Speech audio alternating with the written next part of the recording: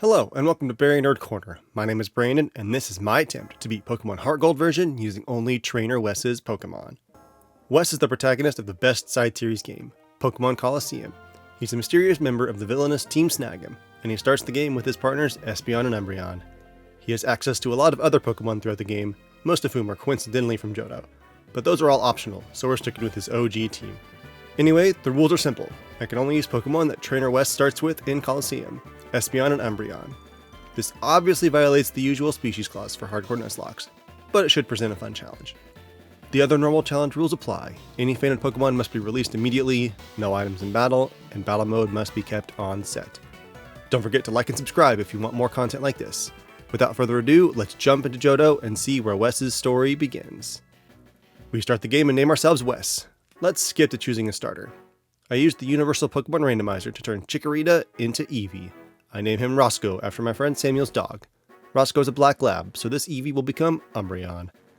This works best for the early game. Plus, Wes's Umbreon is a higher level than Espeon at the start of Colosseum, implying that he had it longer. I immediately go to show Mom, who thinks Eevee is super cute. She also teaches me how to use the phone, even though I told her that I knew already. Classic Mom. We run into a random ginger who remarks about us being a wimp. Naturally, he challenges us to battle, to demonstrate his masculinity. But Roscoe makes easy work of him, since adaptability boosts my same type attack bonus, or stab, to 2 times instead of 1.5. He then runs off. And with that, our journey officially begins. We traverse routes 30 and 31 to reach Violet City. We ascend Sprout Tower, defeat a bunch of sages, and head to the gym to challenge Falkner.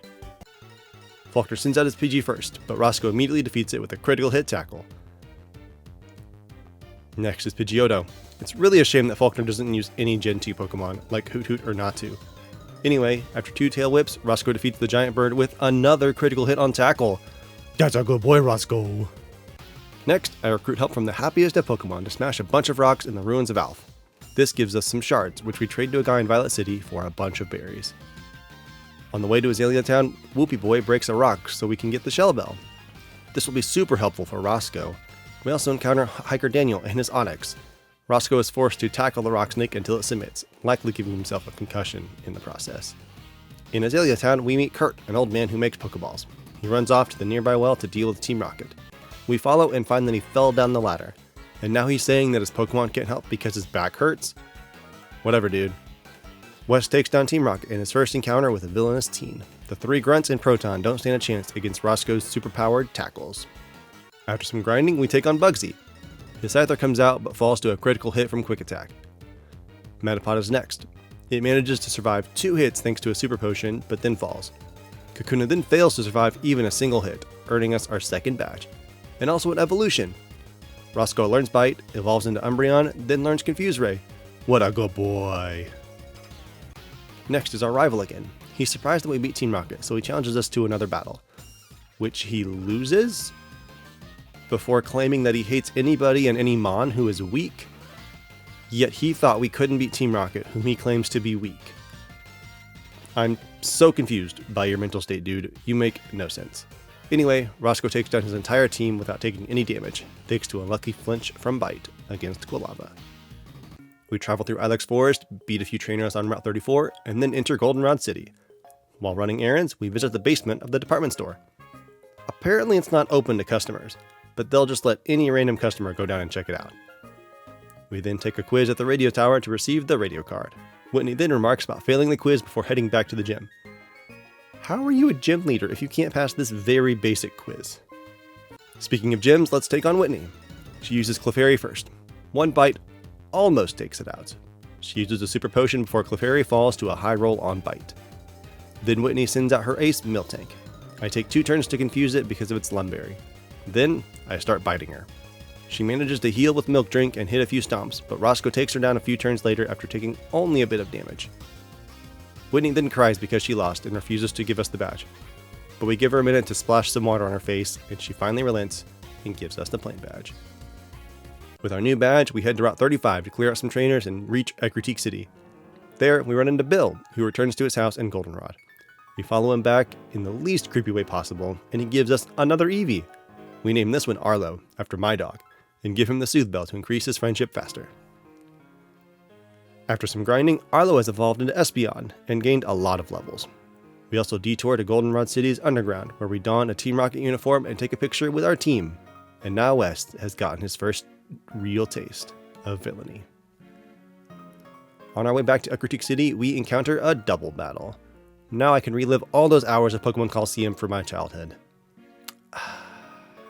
Good times. We run into Gonzap again.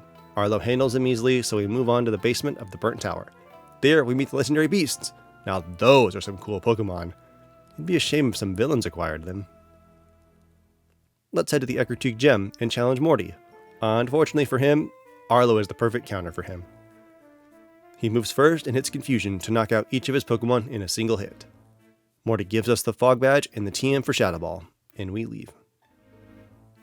On our way to the next gym, we feed a bunch of our berries to a milk tank so we can buy some milk. After that, we skip to Cianwood City. We encounter Suicune again. Still such a cool Pokemon. Eucene interrupts our scheming to do some scheming of his own, so we have to take him down. He starts with his Drowsy against Roscoe, but he immediately switches out for Electrode, which is pretty cool. Roscoe and Electrode trade hits for a few turns before Electrode manages to paralyze Roscoe as it falls. Drowsy comes back out and manages to disable Bite.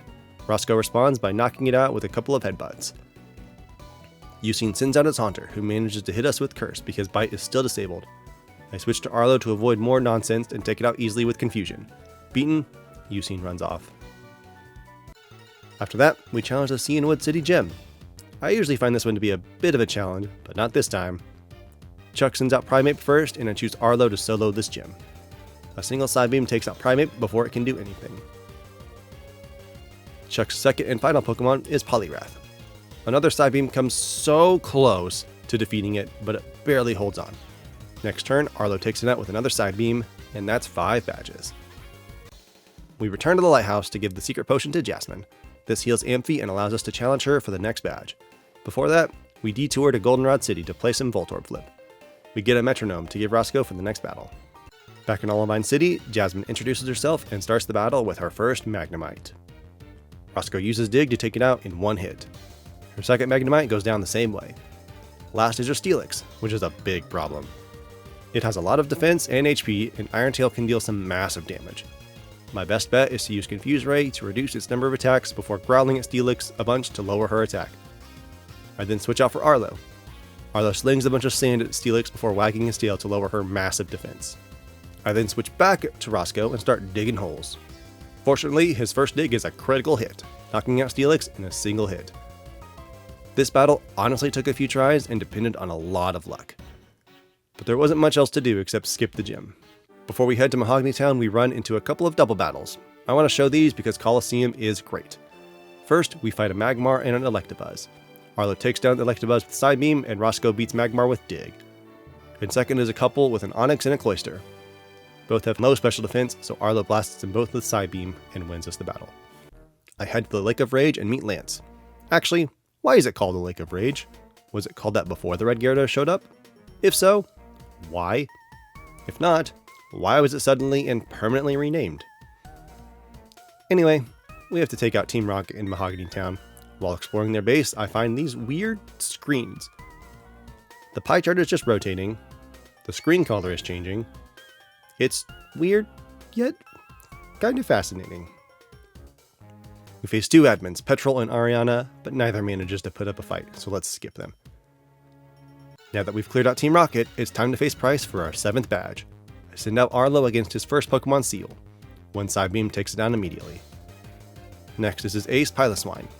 It survives a hit from Side Beam, bites my dog, then falls to a second attack. Price uses his Dugong last. It manages to survive the first attack as well and hits back with an Aurora Beam. The next turn, Arlo knocks it out with a second Side Beam, earning his 3rd badge for us. As we leave the gym, Elm calls us about Team Rocket being on the radio. Guys, really? I just took you out. You couldn't wait 5 minutes before rearing your ugly head? I guess we're heading back to Goldenrod again. We suit up as Team Rocket grunts and try to infiltrate the radio tower. Gonzap blows our cover and then complains that sneaking is the strategy of the week.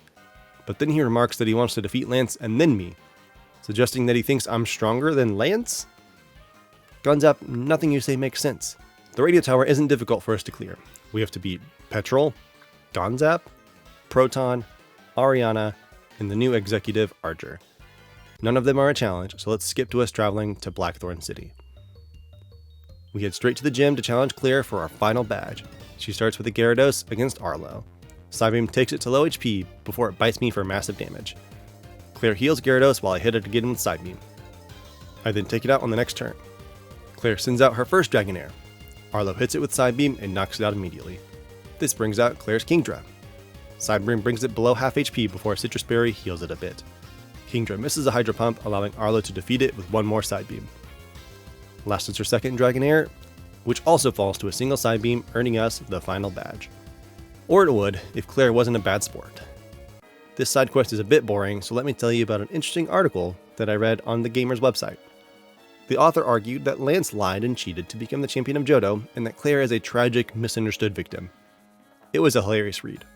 I'll post the link in the description if you're curious. Now that we have all 8 badges, Elm calls and asks us to return to Newbark Town. He gives us the Master Ball and then sends us to Ecruteak Dance Theater to meet the Kimono Girls. The ladies think we're some kind of chosen one to meet Ho-Oh, so they all challenge us to make us prove our worth. The battles aren't hard, so I'll skip them. When we win, they give us the clear bell and head to the bell tower. We follow suit.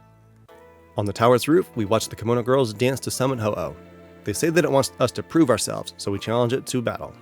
With a single Psybeam, we score a critical hit, take it to low health, and confuse it. It then hits itself in confusion, almost knocking itself out. We finish it off the next turn, leave, and head to Kanto for the Pokemon League. Gonzap shows up one final time to prove that he can beat us, but that is simply not the case. Arlo single-handedly takes down his entire team, and we move on to the Pokemon League. We first challenge Will with his Psychic Pokemon. But I have Roscoe, who is a Dark type, so are we really surprised that this is an easy fight? The hardest part is Exeggutor surviving on a Sliver and setting up Reflect. But Roscoe is too bulky to take much damage from any of its or Jinx's attacks. And Slowbro and Xatu both fall without dealing any damage at all. Koga is second, but again, I have a type advantage with Arlo. Choice Specs boosted Psybeams take down all of his Pokemon. Fortress does survive the first hit, but he only sets up some Toxic Spikes. Nice try, Koga. Moving on to Bruno. He's even easier than Koga. Arlo launches 5 Psybeams and scores 5 knockouts. Now Karen, she's a totally different issue. Easily one of the most challenging trainers in this run. Roscoe first uses Taunt on Umbreon to stop any double team nonsense. Then a few hits from return manage to take it out. Gengar comes out, threatening with Focus Blast, but Roscoe tanks it and knocks her out with Feint Attack. Then comes the real trouble, Houndoom. Dig can take it out in 2 hits, but if it sets up with Nasty Plot, I'm doomed. Luckily, it doesn't do that and falls to return after barely surviving Dig. Vileplume is next. Roscoe also taunts her to prevent Stun Spore. Then, after falling to 27 HP, he takes her out with more returns. Last is Murkrow, so I try to switch to Arlo, only to be switched back to Roscoe by Whirlwind. Interesting. So I hit her with return as well, scoring a critical hit to take out the last of the Elite Four. And now, we must face Champion Lance with his Dragon types. I heal up, make a few move changes, and approach Lance. First is Gyarados. Roscoe uses Flash a bunch to lower his accuracy, but of course he continues to hit through it. Roscoe then whittles it down with return, eventually taking it out. Out comes the first of 3 Dragonites.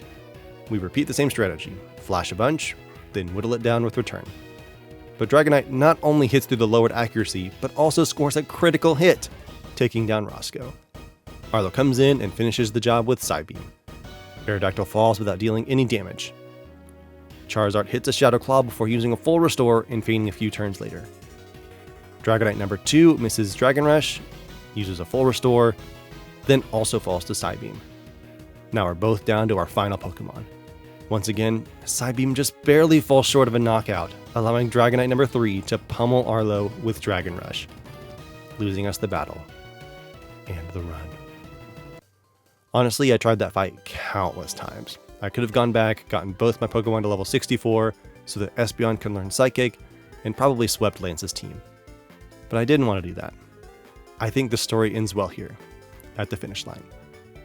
But Wes's story continues. Devastated by his loss, Wes takes his Pokemon and begins traveling the world. What is his purpose? Is there more to life than catching Pokemon, taking down gyms, and defeating the champion? Why are dragon types so impossibly unfairly strong? After a few years of travel, Wes returns to his home region of Johto and reunites with his old rival Gonzap.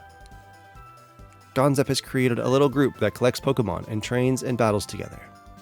Wes joins the team. After successfully capturing the legendary beasts, Wes and Gonzap relocate to a new region, Ouray. There, they are approached by an individual wanting to partner with them. They give Gonzap and Wes access to new Pokemon and new technology, promising to make their name great in the Ouray region. Time passes and Gonzap's team grows in infamy. They become known as Team Snag'em, as they use their partner's technology to snag Pokemon away from other trainers, whom they deem unworthy of them. Wes has gotten particularly good at this. But one day, he has a change of heart. He realizes that Team Snag'em and their mysterious partner have been wrong this whole time. This is exactly what he fought against when he took down Team Rocket all those years ago. Wes makes a bold decision. He steals the newest snag machine, blows up the Snag'em hideout, and hits the road with his two most faithful companions to make things right. But that's a story for another time. Don't forget to like and subscribe if you liked what you saw. If you have any ideas for a challenge run, leave it in the comments down below. My name is Brandon, and I'll see you in the next one. Later, nerds.